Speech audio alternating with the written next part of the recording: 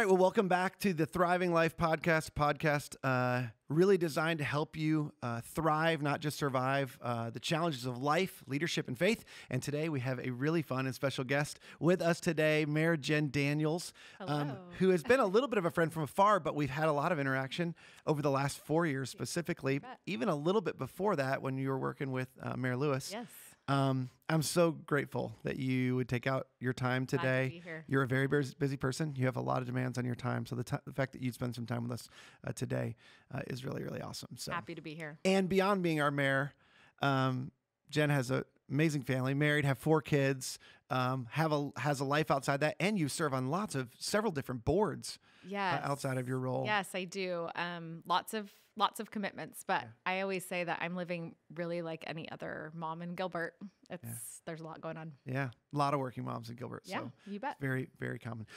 So I didn't give you these 2 questions, 2 fun questions up front. Okay. Then we'll get to the questions that I sent you ahead of time. These are not scary. So what's a typical, everybody wants to know these things. What's a typical day like in the office of or the life of the mayor of Gilbert? Yeah, so it starts early and ends late. But sure. Again, that's, I think, par for the course for working moms. And, I savor the quiet time in the morning. That's how I have to start, whether it's a quick walk or just some private time.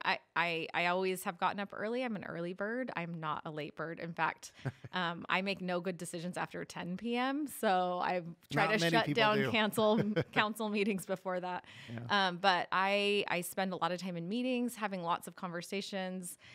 Email is my arch nemesis. Mm-hmm. I have to put myself in email jail every now and again and just crank it out because it's overwhelming. Yeah. And there's a lot of people that deserve answers and want communication. And so, but I would say that the best parts of my day are what I call the transition times. And someone once taught me to watch the transitions. And I just have always appreciated that because those are the 5 minutes that you get with an individual kid of yours where you get to have like a heart-to-heart with them. Or I love the first moment when I walk into a meeting and I can just sort of scan the room and see interactions with people. And so I'm always actually really enjoying those transition moments. Cool. I usually don't have any music on in my car when I'm driving because I want it to be quiet so that I can use that time to think and sometimes in prayer as well. So and you don't get a lot of quiet. So no, quiet's time healthy. in the car that's quiet is really, really good. Yeah. So that's awesome. You're a feeler, aren't you? You're not. Do you know on thinker feeler? Yeah, I'm definitely a feeler. Yeah, I can tell that. Yeah. I mean, your intuition and your desire to see and measure how everybody's doing when they walk. I even noticed that about you. I was at a faith breakfast thing we did not long ago, and I watched you watch other people, and I was like, she's trying to figure out how's everybody doing. Yeah. I always want to make sure people are happy. I also was really, as a child, labeled as very sensitive, like overly sensitive. I joke, I've read my mom's journal. She passed away. And when I read those, there's like a large gap where my name isn't mentioned. I think it was probably a period of time when I was feeling a lot. So I can appreciate that now. Well, that's awesome. All right. One other fun question. This is something everybody wants to know. Do you know what's actually in the Gilbert Water Tower? I do. You do? Yes. That's a trivia question that I got to ask people. It was probably one of the most humbling moments that I've ever had as the mayor. So I did Gilbert trivia in downtown Gilbert. I went around and asked people questions. There's a video somewhere out there. I'm going to go look for that. It's a fun one. And I was asking people what is in Gilbert's water tower. And the answer is sand. We have sand in our water tower. Sand. Because? It helps it not corrode from the inside out. No kidding. Yeah. So it's filled with sand. Yes. I was also asking people to describe Gilbert's mayor. And that's the humbling part of it because like 1 out of 50 knew. Yeah. It was good. Yeah. That's unfortunate, but I'm not super surprised by that. So, okay, let me get to some serious things that I think could be helpful for people who are navigating different circumstances of leadership and life, which is what we do, and faith. Specifically, over the last 4 years, this is a challenge you've not experienced before. You weren't foreign to it, but sitting in, as you know, and I've learned in my life, when you end up sitting in the first chair, we'll call it, of leadership, it's very different. You feel things different. You feel the weight different. Yep. You experience every meeting, every interaction, all the criticism, anything. You experience it a different way you ever did before. So I want to start with something we call in our small group high lows. Okay. So what have been the highs and what have been the lows of stepping into that first chair over the last 4 years? So I would absolutely hands down say the highs are when you see people working together. There's nothing that matches it, whether it's at a council meeting, which is sort of more formal, or whether it's at our faith group summit, or we have our One Gilbert group that's really focused on suicide prevention, and to see things coming together and then people making things happen. It's really remarkable. So those are definitely the highs. Yeah. When you have a great business come to Gilbert and they're finding success here, that's a great high. When you get an email or a phone call from a resident and they feel like they finally found their home, that to me is a high for being the mayor, for sure. That's awesome. Well, I don't notice you are really good at getting diverse groups of people to work well together. And so that's definitely one of your strengths. And that's been a high as I've watched you in leadership. Thank you. You've done a fantastic job. Thank you. At that. So I know it's not fun. I'm a very positive person, so I will do this quickly. What are some of the lows? What are some of the like there's been a lot of lows, let's be honest. But so let's keep this. We'll get to the COVID season in a minute, but just in general. In general, no, for sure. And I think it's one of the lows for me is when I have to say, I can't help you with that. And either they have to help themselves or it's another layer of government and I don't have power or control over that. I hate having to say I can't or I don't have that power or authority to do that. And that's always a really hard, and thankfully it doesn't happen all that often. Because we have ways to work with others. Sure. But, having to tell somebody we can't help you is really hard for me. I'm sure it is. Can I ask a personal, step into that more personally? How about your family? Like this seems like this, I mean, I just know the increased demands of leadership. Like how has your family adjusted to that? It's been hard. And, my almost 17-year-old is my oldest. And so to put this into context, he hadn't started kindergarten when I first got on the council. So I had 3 boys. They were 5, 3, and 1 when I started. And I added a daughter in 2011. So I've got 4 kids, and they are this year going to be juniors in high school all the way down to 4th grade. And I think that's probably one of the hardest things is that really well-meaning individuals, and you've maybe experienced this as well, would say something to my kids like, would the mayor's kid really do something like that? Or there is a microscope on them. Sure. And it's hard. It is hard. It's really hard for them. And then on top of it, they have to share a lot from a time perspective. And so it is hard. But I actually think they've had some really incredible opportunities. And they also know that all of the beautiful things that happen in a community or in a business or those aren't by accident. That's right. There's a ton of people working on their behalf. They probably have a lot more gratitude for I our public servants. Yeah. I would think so. Just to understand that like whatever they do in life, it's going to take a heck of a lot of work that no one will probably ever see. Sure. But that is making a difference. Yeah. So. I think that's one of the interesting things. I don't say this because, I mean, it is kind of funny, but when you say that, like, I don't know if there are kids in our church that appreciate and love our church more than my kids do. Yeah. And it's not because they're the pastor's kids. No. It's because they have a view behind the scenes of what it takes to provide the service and provide the environments and experiences we do to people. So I think that's really true. And that's really great insight. So I'm sure you've learned a lot of things. It's hard to narrow it to just one or two, but like if you were to, you got a platform to share with some other leaders, some things you've learned. Like if you were to narrow it to like the 1 or 2 top things you've learned in the last 4 years outside of the COVID experience, again, we'll get to that in a minute. But if you were to narrow it to like 1 or 2 big learnings that you've had and you've gained through this experience, what would you say those are? I think it always comes down to people. Like any leadership opportunity really comes down to people. And every single person deserves to be heard, seen, and valued. Mm-hmm. Not only do they deserve it, but we all need that. It's actually an innate need that we all have to be heard, seen, and valued. And I don't want my fellow council members, my colleagues, to ever be frustrated that they aren't heard, seen, and valued, or a constituent, a resident of our community to feel like they can't be heard, seen, or valued in our community. And so Wow. for me, leadership always comes down to the people. That's so good. What can I do to help them be heard, seen, and valued? And the conversation immediately shifts when that occurs. And it's pretty remarkable to see that level and depth of caring. I get to witness it when I see our staff responding to people in a really positive way. And the people that I work with, I want them to also have that same experience. So that to me is probably the biggest. And there's times, and I'll candidly get an email and my first response is not to hear, see, or value it. And that makes it really hard. Your fingers slide towards that delete button and it's like, it's not even just delete, but I'll write something back and read it. I have a policy. I will always read out loud what I write before I hit send. Yeah. And I hear it, and I can hear in my own voice that that's not the way that's not who I want to be. Yeah. And so the delete button is the most used button on my keyboard for sure. And so delete, start over. Yeah. And make sure that you're making. I have a similar policy. It was imposed upon me by my wife, and it's not to read them out loud. I have to read them out loud to her. Oh, there you go. before I can send them. Yep. So Yep. Good call. yeah, it's helpful because I sometimes can read them out loud and go in my own flesh and go, that sounds really good. Like I got them. Yeah. Like there's no way they could. Anyway, so that's not healthy. Yeah. I have to ask you, like the first half of 2020 has been really challenging and difficult and Yes. and terrible in so many ways.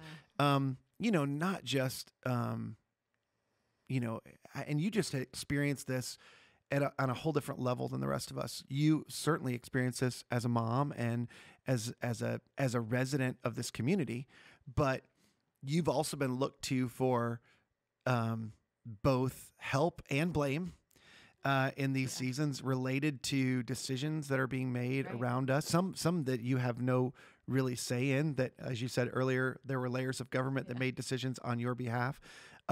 What are sort of things that you're going to take away? Maybe they're not even learnings, maybe they're not leadership, but like, what are things personally you're going to take away from this experience?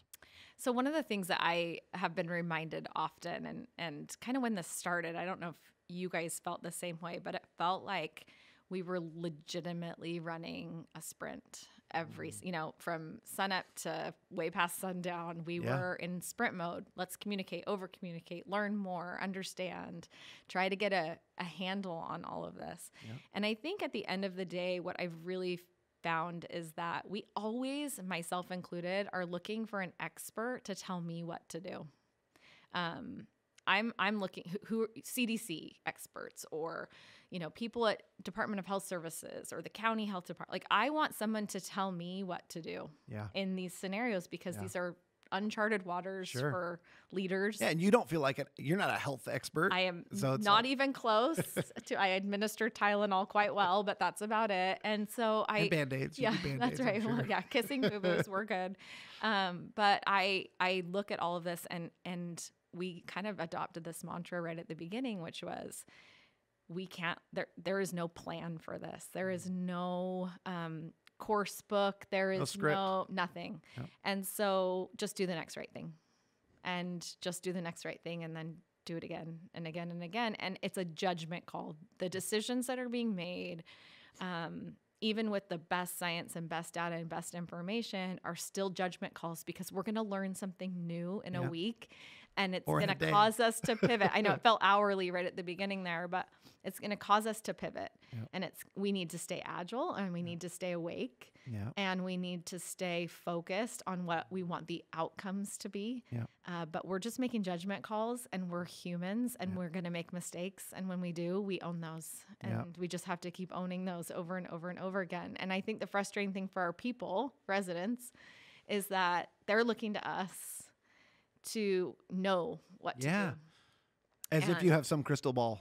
And the reality is I do the same thing, but I'm doing that to other people. Right. So I can put myself in those shoes and go, yeah, I want to know. Yep. I do, and I feel very strongly that we all have a knowing in us. We can call it the spirit. We can call it, intuition. We can call it, the Holy Ghost. Like we can call it a lot of things, but we all have a knowing, and that knowing is what actually has to drive our individual decision making. And no one can judge that. Yeah. I mean, they can't, they will, but so this is interesting because this ventures into a conversation I didn't think we'd have, but I really love this because I do think one of the challenges we often have though for both those trying to make decisions and those responding to those decisions is you have a knowing inside of you, and oftentimes it's difficult to know whether this is your conscience or the spirit or this is your emotions.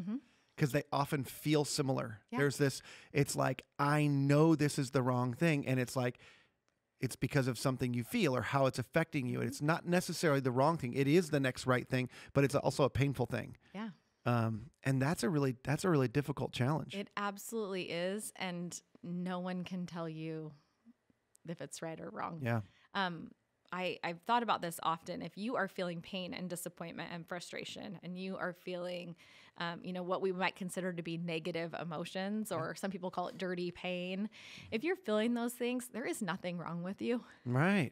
You You're are human. living. Yeah, that's right. Congratulations. That's right. You are alive. Yeah. And that's going to be a very normal and natural thing. Yeah. I think what I'm finding is really helpful for me is if I sit in it and stop trying to, overfunction, like, okay, I'll just do more and then I'll feel better. Yep. Or if I can sit with it and really try to examine, like, at the core where it's coming from. Is it coming from a place of fear, or is it coming from a place, a place of Unhealth.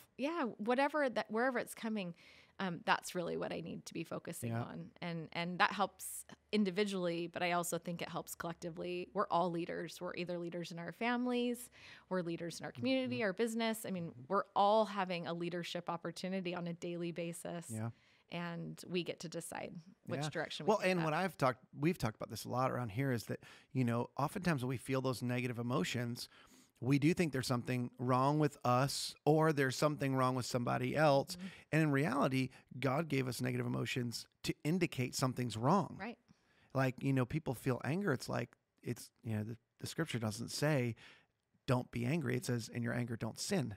Yeah. And it's really how I respond to that emotion that God's given me that's an indicator of something.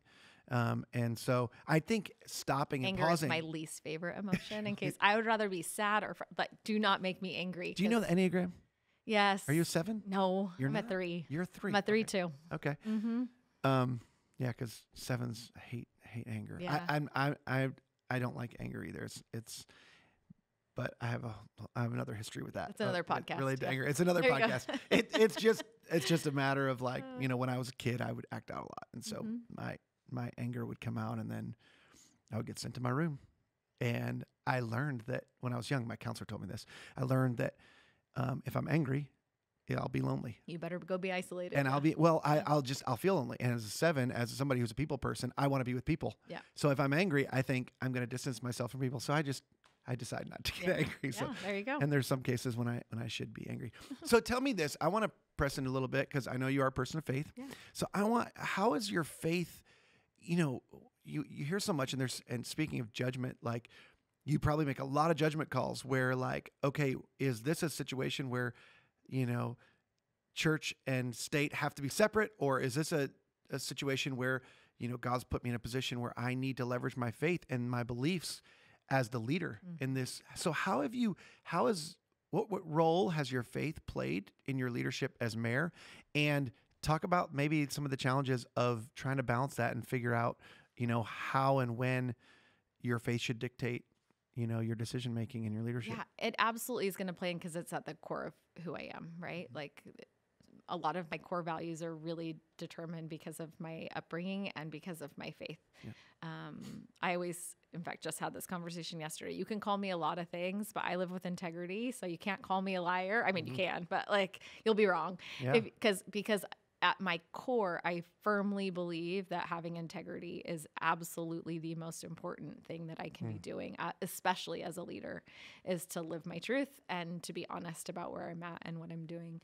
And so I know that when I look back at the things that I've been faithful in or felt strongly about, I I reflect back on really the life of our Savior. And spent a long time last year actually really doing a deep dive into the New Testament, and especially the stories where Jesus was helping people. And I kept looking at who he was with. Who did he spend his time with? Yeah.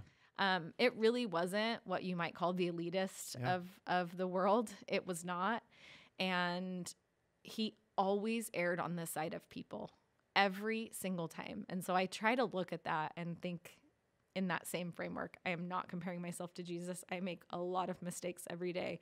But I think if I can err on the side of people, I can't go wrong. I will never regret erring on the side of people versus policy or versus a rule or anything else.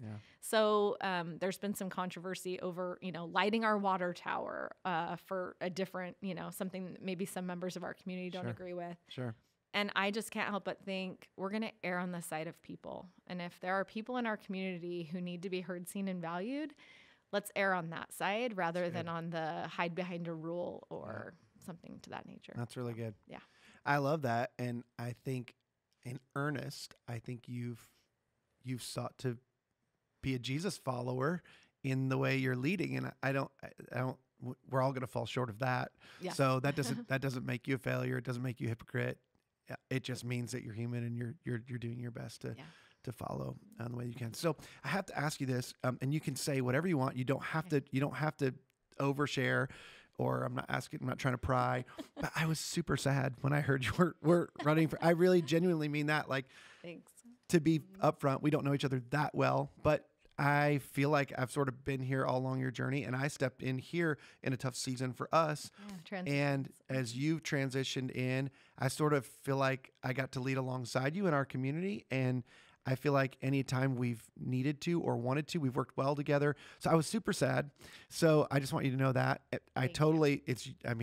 these are personal choices, and I don't even know if you want to comment on why or why not you're choosing not to run again. But I want to know what's next for you. Like, now what? What are your plans? So I think if 2020 hasn't taught us anything, it's that we really don't know what's next. That's true. So as the best, the well-laid plans that I might have for myself probably could shift, I think, if we're prepared for that. But I have a theory about elected officials. The word politician is not like a revered. And so I really feel strongly that no matter how good you are or how much you love it or how good you think you are, you get stale after a certain amount of time. And I have served almost 12 years in the community between council member and mayor, and I have loved it. I will do the ugly cry when it's over. I am 100% confident of that. But I also think it's really important to have an infusion of energy and a transition because we can always be better. And if I ever thought for 1 second that I was the only person in the town of Gilbert that could do this job, newsflash, there are thousands and thousands of people that can do this job, and they can do it better than me, and they can do it better than anybody that's ever done it before. So I'm excited to see where the community will go. I'm excited to see what fresh eyes and fresh perspective can do for Gilbert. And I think we have to be evolving and changing, or else we're just going to be, not the premier community that we are today. So I'm excited to see what the next evolution is in leadership in Gilbert, and I will be there supporting them. In fact, I got an email from a former mayor, in fact, this last week, hey, thank you for what you're doing. I mean, I will be sending those emails to a future mayor to say, hey, this, can't be easy. Thanks for doing it. Yeah, that's cool. So. And like only somebody who's sat in that seat will be able to send that type of encouragement and that type of the perspective. Yeah, perspective.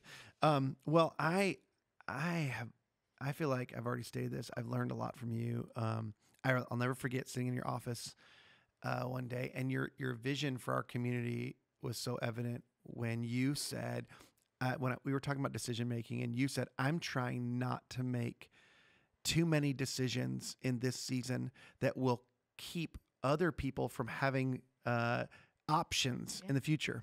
And you were saying, what's really important to me now is that I make the best decisions, not because I could or to lock something in or to determine the future. I want to make the decisions that creates the best amount of options for our future. And I thought that's actually very brilliant leadership, because that's the hardest thing to do. most of the time leaders, especially threes, I'm not going to try to pigeonhole you, but most of the time threes, it's like, I want progress. Let's move forward. This is the direction we need to go. I know where we need to go. And so your restraint in that and your genuine, and I know this just from listening to you, your genuine love for this community, your desire to see its best in the future, that has been such an asset to our community. And I just want to say thank you, on this podcast in front of a whole bunch of other people, that I'm super grateful for the way you've served, not just our community, not just our church, but my family. Thank you. We're residents in Gilbert and we love it. And we wouldn't move outside of Gilbert. I know. We love it. That's the one thing I can guarantee is that I'll be a Gilbert resident in perpetuity. I have a deep, deep love for this community. I have a really deep love for people. Ego is the enemy. It just is. And it's the enemy in all aspects of our life, whether it's coming from a place of judging others or even, really harsh judgment of ourselves. And that can happen. I am very much focused on the opportunities that this community has in the future. And I've said often, as you've just relayed, I stand on the shoulders of generations of people who cared deeply for Gilbert, and they created an environment of opportunity. And so I also agree that that's my job as a mayor, is to just ensure that future councils have as many opportunities, if not more, than what I've had. That's great. So, yeah. That's such great perspective. Very fun. Well, lastly, I just wanted to thank you for your participation and your promotion. Like, as we've tried to serve our community through Helper and some of the things, we had some big dreams of going, hey, we just want to help anybody who needs help. And your willingness to go, hey, look, this is something that's good, and I want to help promote this because I think it's a service to our community. I'm super grateful for that. Incredible group here at Mission. Everyone from, the people who are part of the leadership team, all the way through. You've opened your doors hundreds of times for people in need. I came here years ago for a Project Connect where we helped homeless people. I've been here for different leadership days and opportunities. You opened your door when we did Steps to Success in Gilbert, trying to help individuals who were in danger of dropping out.